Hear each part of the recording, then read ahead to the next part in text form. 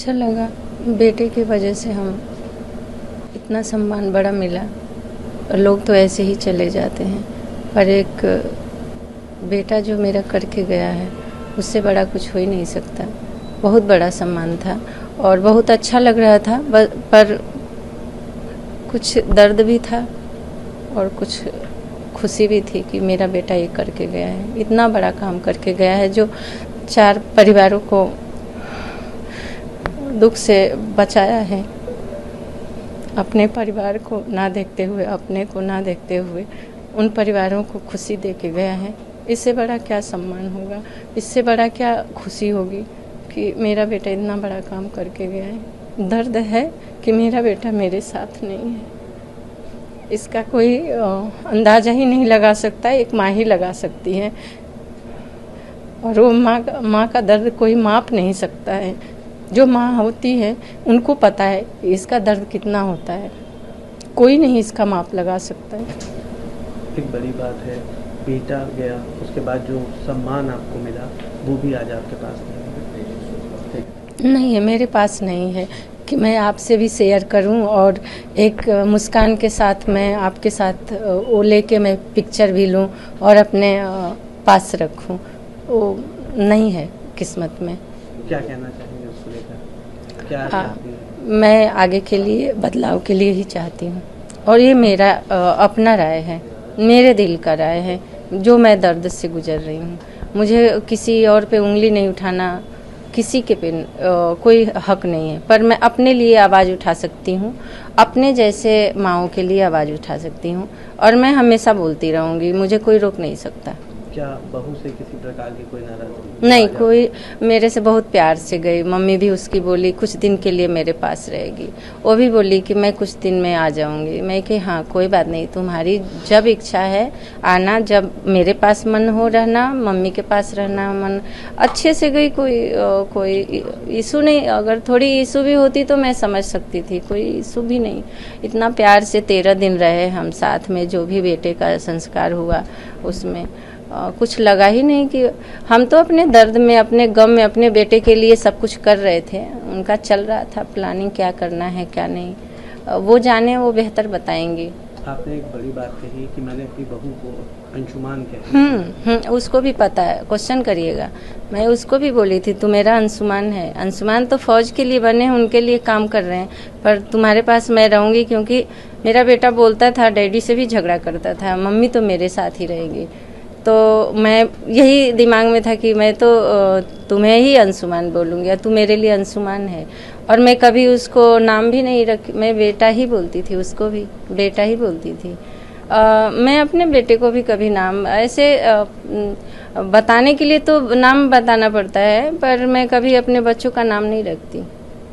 मेरे अपने क्या, मैं किसी भी बच्चों को बेटा ही बोलती हूँ। जब राष्ट्रपति जी के यहाँ सम्मान मिल रहा था उस समय क्या कुछ चीज़ हुई, क्योंकि बताया जा रहा है उस समय आप सम्मान को भी हाथ में ठीक से नहीं पकड़ा? इशू बनाई होंगी वो, जब रिहर्सल हो रहा था तो सीओ साहब के साथ हो सकता है उनकी बातें हुई होंगी, कुछ उनको डर होगा कि कहीं माँ लेके न चली जाए।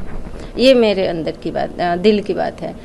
उनको डर होगा, इसलिए वो इशू बनाई, ऐसा कुछ भी नहीं था।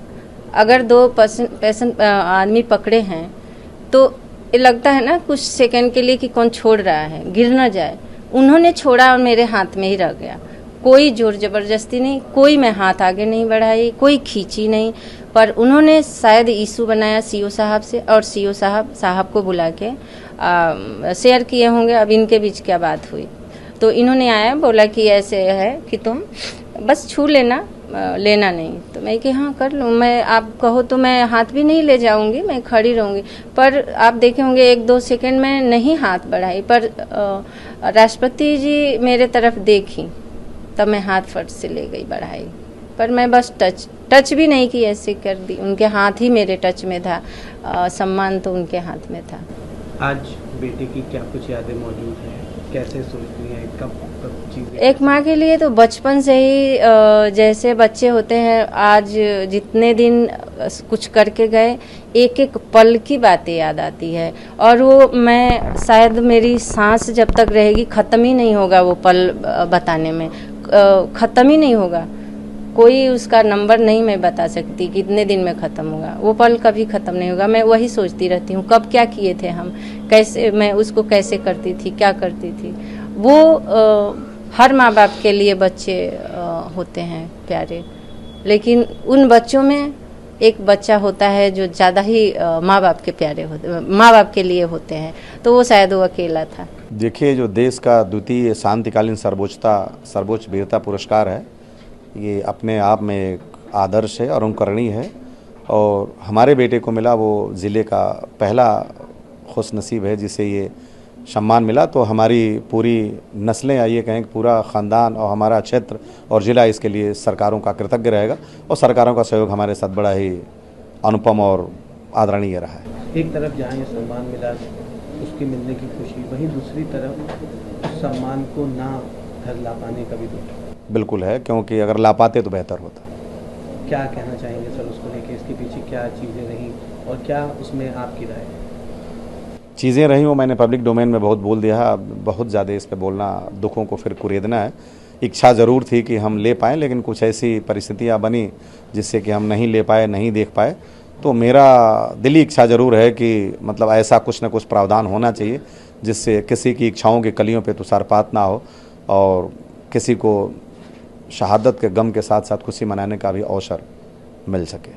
बेटे को लेकर के क्या सोचते हैं, किस तरह से चीज़ें रहीं और आज के समय क्या स्थिति? बेटा शायद उसको इस दुनिया से बहुत जल्दी जाना था। वो एक अनुपम धरोहर था भगवान की कृति का, क्योंकि दो चीज़ें मैं आपको शेयर करूं। अपनी शादी में वो एक सूट लेकर के गया था और माताजी ने ये कह दिया कि मेरे बेटे की शेरवानी बहुत अच्छी थी, तो उस पूरे शादी के फंक्शन में वो सूट नहीं पहना, वो जूते और वो सूट पैक हमारे घर वापस आए थे।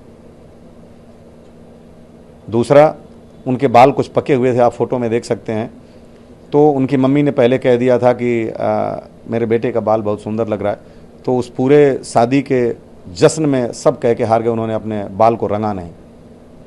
तीसरा, वो दाढ़ी बहुत प्रेम से रखे थे, क्योंकि फौज में कम रखने को मिलता है, तो जब आए थे तो उसमें रखे थे, और शौक से कि जब जाएंगे तो छीलना पड़ेगा। तो मेरे एक भाई ने कहा कि बेटा आज दाढ़ी छील दो, बोला अभी आते हैं अंकल, और वो होटल में गए तत्काल छील के आ गए। तो परिवार के साथ उनका जो एफिलिएशन था वो बड़ा ही आले दर्जे का था, और माता जी के साथ स्पेसिफिक जैसे था वो तो यूनिक था। तो हमें गर्व है अपने बेटे पे कि आज जहाँ भी होंगे उनकी आत्मा को शांति मिले, और निश्चित रूप से उन्होंने जो रास्ता चुना इस धरा को छोड़ने का, वो मोक्ष पे अपना अमृतत्व का अधिकार सिद्ध करता है, और अमृतत्व पे उनका अधिकार सिद्ध है।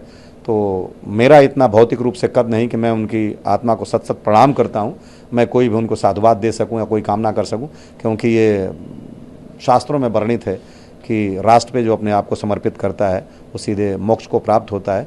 तो हिंदू धर्म में केवल अंतिम इच्छा होती है मोक्ष को प्राप्त करना। मेरी जहाँ तक जो मान्यता है और जो धर्मों में थोड़ी सी लगाव के कारण जानकारी है, तो मोक्ष पे उनका अधिकार सिद्ध है, इसलिए उस महान आत्मा को सत सत प्रणाम करता हूँ। और मैं ये नहीं कामना कर सकता कि उनकी आत्मा को शांति मिले, वो तो परम शांति में विलीन हो चुके हैं। एक आखिरी सवाल रहेगा, आज के समय जिस तरह से चीज़ें चल रही हैं, लगातार ये बात कही जा रही है कि उस सम्मान पलक मिला उस पर आपका भी उतना ही अधिकार था जितना आपकी बहू।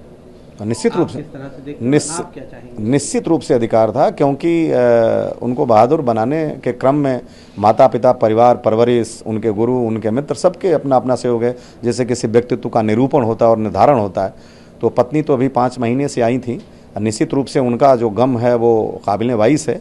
लेकिन अगर ऐसा है कि जिस हम आज अगर सुबह सो के उठें तो अपने बेटे की उस पुरस्कार को देख पाते कि ठीक है, तो बड़ा फ़क्र होता, लेकिन ऐसा सौभाग्य नहीं मिला और हम तो छू भी नहीं पाए। तो यही कुछ गम थे जो कि सरेबज़्म हमने अपनी दास्तां को बयां की, वरना ये बड़ा खूबसूरत मंजर नहीं है जिसे कि सरेबज़्म कही जाए। तो वाइफ उनकी कितने टाइम से उनके टच में थी, ये भी बात कही जा रही है, और उसके बाद क्या कुछ चीज़ें रहीं, कुछ एड्रेस को लेकर के भी बात करते हैं? हाँ, उनकी वाइफ जब वो इंजीनियरिंग करने गए थे 2015 में, जुलाई अगस्त का महीना रहा होगा, सितंबर में वो चले गए थे आर्म्ड फोर्सेस मेडिकल कॉलेज, तो वो भी आई थी वहाँ इंजीनियरिंग करने के लिए। तो उनकी जो भी पहचान या आप कहें कि प्रेम का जो प्रगाढ़ता बड़ी होगी, उसके बाद वो चले गए, और जो भी मुलाकातें रही होंगी तो कभी कभार छुट्टी तो हमारे ही पास आते थे, एक आध बार हो सकता है कि मुलाकात हुई, उनके दोस्तों से मिला कि किसी से बातचीत इनकी कभी कभार होती है, कभी उन्होंने हटाया, कभी ब्लॉक किया, कभी ये किया। और कमीशन के बाद भी कुछ ऐसा नहीं मिला कि बहुत जो है मतलब प्रगाढ़ प्रेम का ऐसा रहा हो, जो भी रहा हो, मैं उस प्रेम का पूरा सम्मान करता हूँ। उन्होंने उस पहचान को, उस प्रेम को, जो प्रेम की पूर्णता है, उसको प्रदत्त करने के लिए कहा कि हम शादी कर लेते हैं, और हमने बड़े धूमधाम से शादी किया। और उनके मदर फादर भी आदरणीय हैं, उन्होंने बड़े धूमधाम से शादी किया। हम 10 फरवरी को शादी किए और जरा भी हमारे बीच में कोई कंट्रोवर्सी या वो नहीं था। 19 जुलाई को भी हमारी बहू ने हमें सूचित किया था और वो यहाँ आई थी और पूरे रस्म रिवाज में साथ रहीं। लेकिन 13 के अगले दिन से जब से घर छोड़ के गई, तब से क्या उनके दिल में आया मैं आज तक नहीं जान पाया, और जानने का प्रयास भी किया। धीरे धीरे उन्होंने फ़ोन बंद किया, नंबर हमारे जो पोस्ट पेड के इनके थे उसी नंबर से, प्राइम नंबर से, उसको बंद किया, हमारे नंबर को ब्लॉक किया, बातचीत करना बंद किया, पूजन में नहीं आई और राष्ट्रपति भवन में इस तरह की व्यवहारिकता का प्रदर्शन किया। इसका तो जवाब बेहतर तरीके से वही दे सकते हैं, हम तो सिर्फ अपने परिदृश्य से देख सकते हैं। राष्ट्रपति भवन में किस तरह की क्या बात है? जैसे राष्ट्रपति भवन में उन्होंने रिहर्सल के दिन उनकी माता जी ने पेपर को पकड़ा था, तो उन्होंने कुछ अपनी मंतव्य जाहिर की कि ये हाथ में पकड़ ली थी। तो हमने कहा कि आप अगर उनके सीओ साहब को कि अगर डेकोरम को मेंटेन करने के लिए आप कहेंगे तो हम जाएंगे भी नहीं, और माता जी नहीं जाएंगी, लेकिन मेरे बेटे के सम्मान को पूरा डेकोरेटेड तरीके से मिलना चाहिए। और उन्होंने कहा नहीं चलिए, लेकिन आप केवल हाथ लगा दीजिएगा। तो मेरी पत्नी ने बहुत संकोच के साथ हाथ लगाया, और फ़ोटो जब वो हो रहा था गेट के बाहर, तभी उन्होंने कहा कि एक फ़ोटो माता जी के हाथ में भी हो जाए। और मैं वो दुर्भाग्यशाली पिता था जो हाथ में भी नहीं ले पाया। इच्छा तो बहुत थी, और खोल के कम से कम देख लेता, बीइंग एक्स फौजी, तो कदाचित वो संतोष मिल जाता जो कि हर पिता चाहता है, और नहीं मिल पाया तो इसका गम ज़रूर है। और हमने ये इच्छा भी की थी कि यहाँ पे बस पे लगाने के लिए दीजिए, हम आपको ससम्मान वापस कर देंगे। और देना न देने की बात की प्रक्रिया तो अलग है, उन्होंने कोई जवाब तक नहीं दिया। और हमारे होटल पहुँचने से पहले 6 तारीख को, जब तक मैं माननीय रक्षा मंत्री से मिल करके वापस आता, तब तक वो होटल छोड़ के जा चुके थे। उनके पिता का फ़ोन ऑफ था, और मैंने बात भी किया, तत्काल सीओ साहब को फ़ोन किया, वो लोग चले गए। आपने बात किया? तो उन्होंने बोला फ़ोन नहीं लग रहा है, आप बात करें। उनके भाई राजीव सैनी, उनको भी मैंने फ़ोन किया, तो हमने कहा मैं राजेश जी को फ़ोन कर रहा था, गलती से आपको लग गया। कोई पलट के उनका जवाब नहीं आया और कोई वो नहीं था। तो ये जो दर्द था वो बयां हुआ, जो आज आप देख रहे हैं कि समाज में आया।